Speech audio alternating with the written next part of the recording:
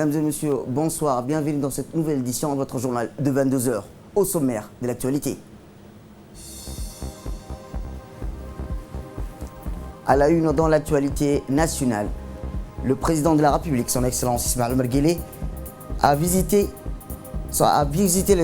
l'état d'avancement des travaux relatifs à la construction des complexes hôteliers dans cette fièvre touristique. Toujours dans l'actualité nationale, journée de sensibilisation sur la prévention du coronavirus. Et enfin, dans l'actualité internationale, l'Italie, le plus lourd tribut au coronavirus dans le monde, plus de 3400 morts. Il est 22h, bonsoir. À l'issue de sa rencontre avec la population de Korangar, le président de la République, son Excellence Ismaël Omar Guelleh, a mis à profit son déplacement dans la région pour se rendre dans la localité voisine de Razian afin de s'enquérir de visu de l'état d'avancement des travaux relatifs à la construction des complexes d'hôtellerie dans ce fief touristique.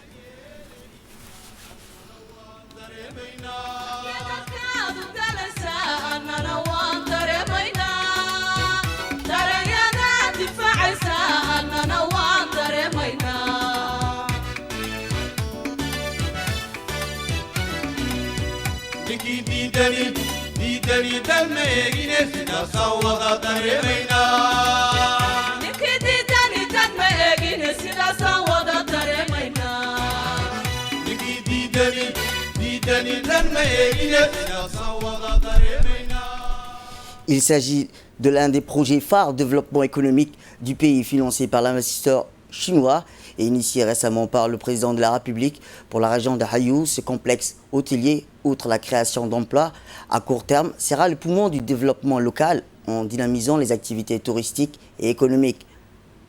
Rappelons que Korangar signe à la fin d'un long périple du chef de l'État qui aura sillonné l'ensemble des régions de l'intérieur du pays, dans le double objectif d'évaluer la portée de l'action entérinée sous son leadership politique et d'enregistrer les aspirations et besoins concrets de ce compatriote en vue de l'adoption des décisions pragmatiques qui s'inscrivent dans le droit fil de l'expérience directe et du recoupement opéré sur le terrain.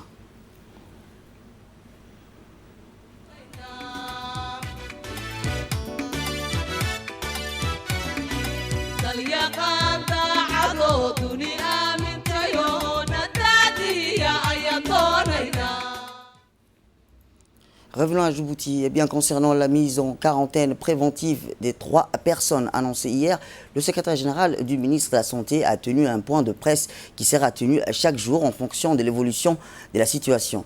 Voici ses propos. Et comme compromis par le ministère de la Santé, le point de presse sera tenu chaque jour en fonction de l'évolution de la situation de Covid-19. Le site de quarantaine de Bouffar compte actuellement 3 personnes qui feront l'objet des tests en fin de journée. Concernant les personnes admises hier à l'hôpital Bouffar, c'est-à-dire le 19 mars 2020, les résultats des tests de dépistage de Covid-19 sont tous négatifs. Aussi, à l'heure actuelle, aucun cas confirmé de Covid-19 n'est présent sur le territoire national. Le ministère de la Santé ne ménage aucun effort pour la détection des cas suspects de Covid-19 et se prépare pour la prise en charge de tout éventuel cas de Covid-19 à Djibouti. Afin de renforcer le dispositif de précaution et de prévention, le gouvernement a pris des mesures supplémentaires. Fermeture des établissements scolaires, interdiction des activités sportives collectives. Il est également conseillé, par mesure de précaution, d'éviter tout rassemblement. Le ministère de la Santé réitère le suivi strict des recommandations sanitaires et mesures barrières. Il est demandé à la population de suivre les consignes du ministère de la Santé. Je vous remercie. Eh bien, parlant de coronavirus, cet après-midi à 15h, nous avions avec nous sur ce plateau Ahmed Ahmed qui nous parlait sur les différentes mesures de prévention mises en place par notre gouvernement et quelle est la situation actuelle dans le pays.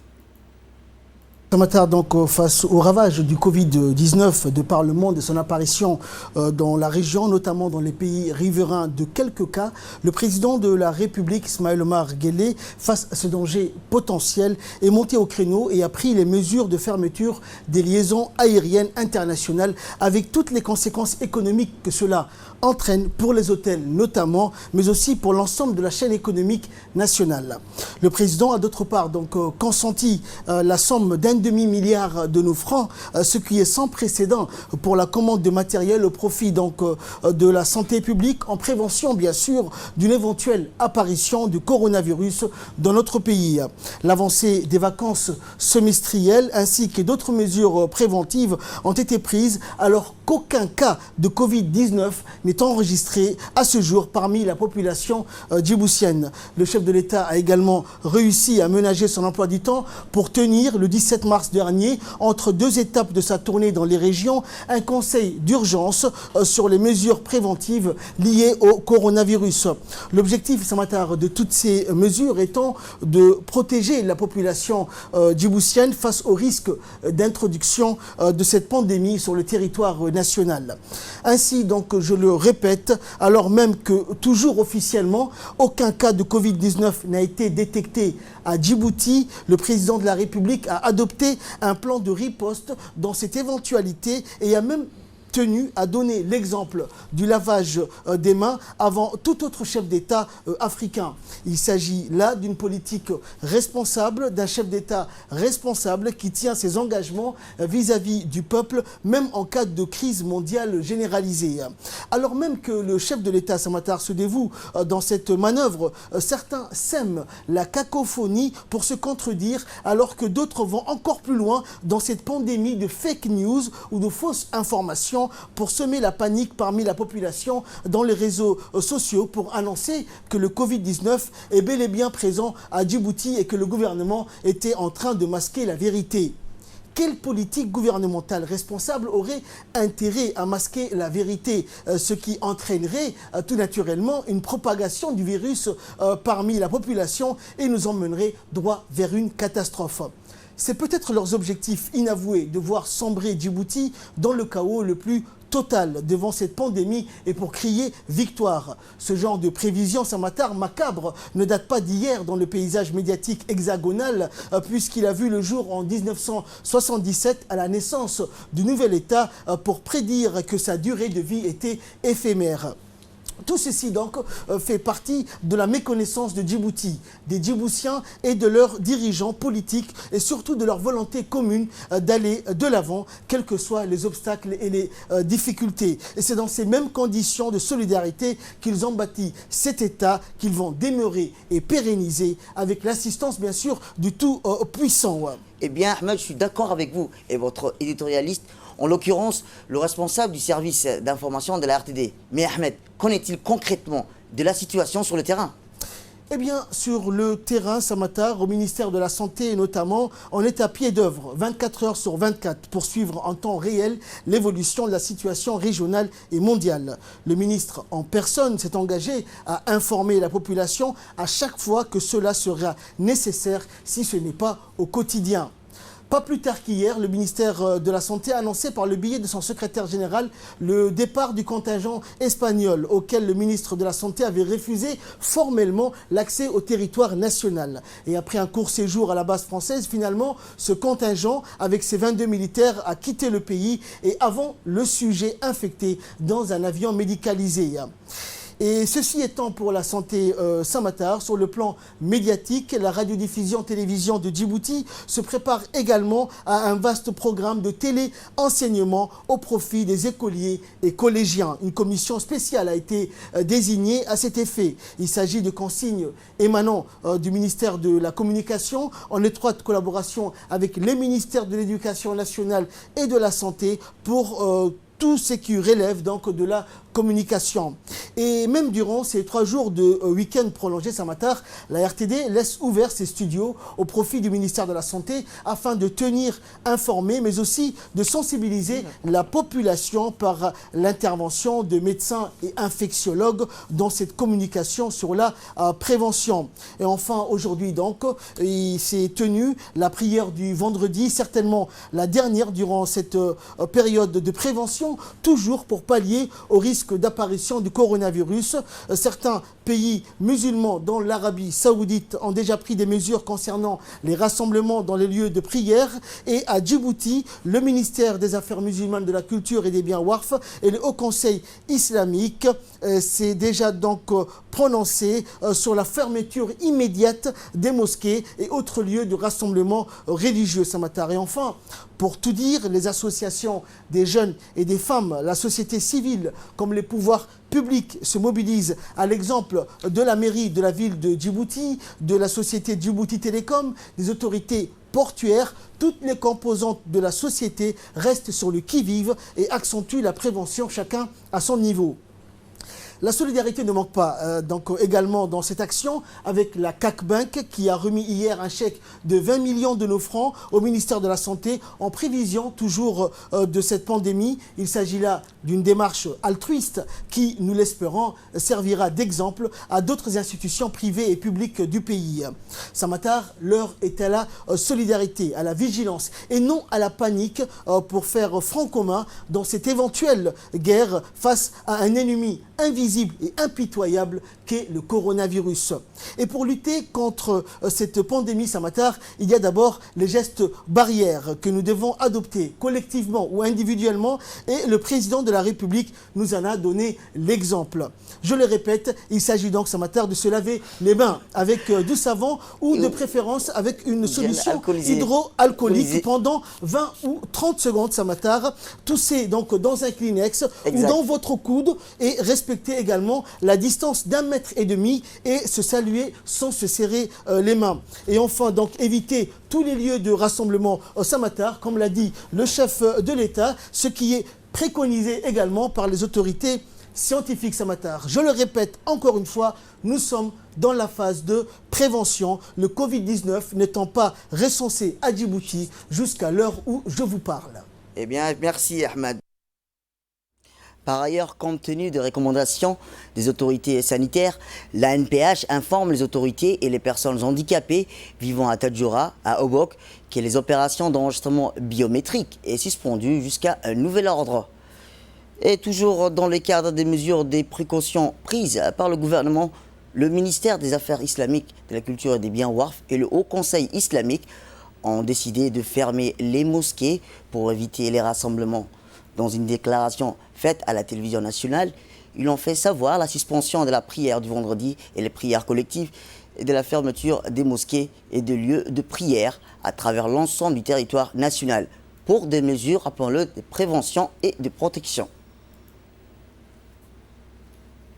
À l'instar des pays du monde entier, la République de Djibouti a aussi pris des mesures de précaution et de prévention ainsi que de protection pour mettre à l'abri sa population contre ce virus. C'est dans cette optique que la mairie de Djibouti-Ville a entrepris une vaste opération de sensibilisation sur l'hygiène pour protéger la population contre ce virus qui fait des ravages dans le monde entier. C'est dans ce cadre que l'ensemble de la capitale et la mairie de Djibouti-Ville a déposé de l'eau pour se laver fréquemment les mains avec une solution hydroalcoolique ou de l'eau et au savon. Cette action a été entreprise dans les communes de Djibouti-Ville, à savoir la commune de Belbela, dans le parc à bétail, la place Mahatsenit, et dans la commune de Boulaous et la place Mohamed Harbi. Cette action de grande envergure, initiée par la mairie de Djibouti-Ville, vise à protéger la population de se laver les mains avec une solution hydroalcoolique où l'eau et au savon tuent le virus s'il est présent sur les mains. Les travaux de mise en place des différentes et des sensibilisations ont été supervisés par la maire de Djibouti-Ville, Mme Fatouma Awal Ousmane, qui a sollicité à l'ensemble de la population de redoubler de vigilance et surtout utiliser les mesures de protection pour lutter ensemble contre ce fléau. Autre actualité dans ce 22h, c'est la société de gestion du terminal à conteneurs, connue sous l'acronyme SGTD, qui maintient ses opérations maritimes et se poursuivent comme d'habitude.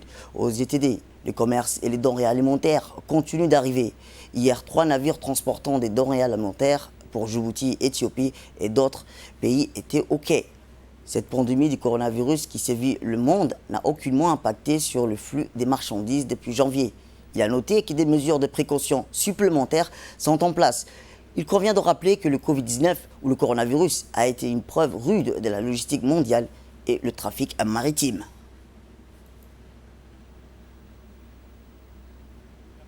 Réagir par rapport à cette pandémie qui vient de se déclarer au niveau mondial. Ici, on voudrait témoigner et appuyer les dires du gouvernement comme quoi la circulation des marchandises n'est pas impactée. Au contraire, depuis janvier à février, on enregistre une augmentation de 11% du volume. On espère que le volume de 2019 sera maintenu pour 2020. Et donc on n'espère pas aussi accuser une baisse du volume. Donc on aimerait rassurer notre population. Comme quoi il y aura pas, on ne prévoit pas une baisse, une pénurie des denrées alimentaires. Et Djibouti Telecom a tenu elle aussi un atelier de sensibilisation sur le coronavirus pour ses cadres et ses employés au Palais du Peuple hier dans la matinée. Une présentation que le directeur général lui a procédé. Initiative qui traduit toute l'importance. Le DG a présenté plusieurs initiatives, notamment un plan de continuité qui s'est défini comme la capacité à poursuivre la fourniture des produits ou la prestation des services à des niveaux acceptables après un incident perturbateur. Le deuxième point a été celui de collaborer avec le gouvernement en termes de prévention, des mesures préconisées et les actions qui seront prises en fonction d'éventuels cas.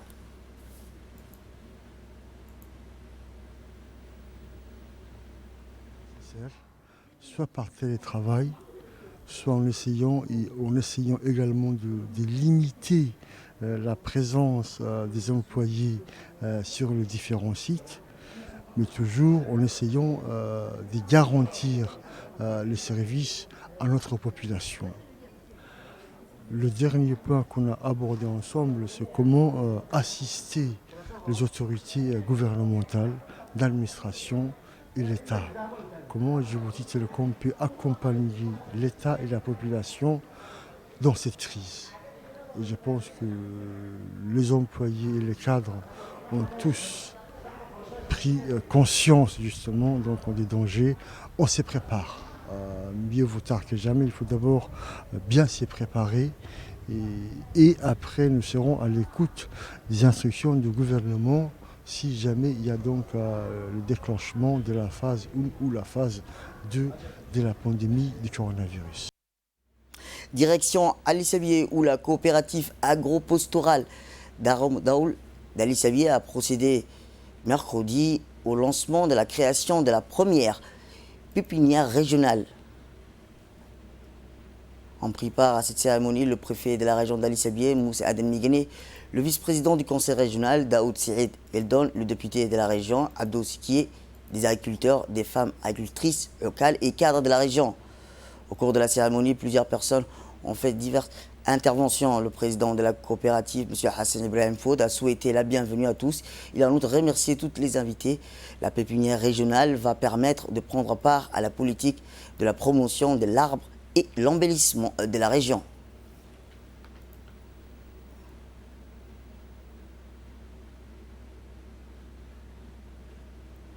On reste toujours à Ali Sabié où dans le cadre d'une vaste opération d'enregistrement biométrique des personnes handicapées à Djibouti, organisée par l'Agence nationale des personnes handicapées en partenariat avec le ministère de la Santé, la caravane de l'opération d'enregistrement biométrique des personnes handicapées s'est rendue à Ali Sabié. Le directeur de l'Agence des personnes handicapées, M. Doual Saïd, accompagné de fortes délégations, a assisté à cette opération à Ali Sabié. D'ailleurs, la population d'Ali Sabié se sont présentées en masse pour cet enregistrement biométrique pour des personnes handicapées. L'objectif de l'enregistrement, rappelons-le, biométrique est de mettre à jour les données à caractère socio-démographique des personnes handicapées et aussi les données à caractère médical des personnes handicapées qui identifieront la situation de la personne. Les gens sont venus, nous avons enregistré beaucoup de gens et on va rester quelques jours encore à les s'habiller. Et puis on va suivre dans les régions de l'intérieur, à savoir Dikil et puis ainsi de suite. Sport pour clore l'actualité nationale dans le cadre du tournoi régional de l'Afrique de l'Est de tennis de table Challenge Hop Cadet qui s'est déroulé à Addis Abeba. Ce tournoi a vu la participation de 2 pongistes djiboutiennes telles que Nassima Mahmoud Omar, âgé de 13 ans, qui a remporté une médaille de bronze pour la première participation de ce tournoi régional et a regroupé 50 pongistes issus de différents pays de la Corne d'Afrique. Rappelons les pongistes djiboutiennes. À leur retour à Djibouti, elles étaient accueillies par le président de la Fédération djiboutienne de tennis de table, Mahmoud Omar, ainsi que le responsable de la fédération.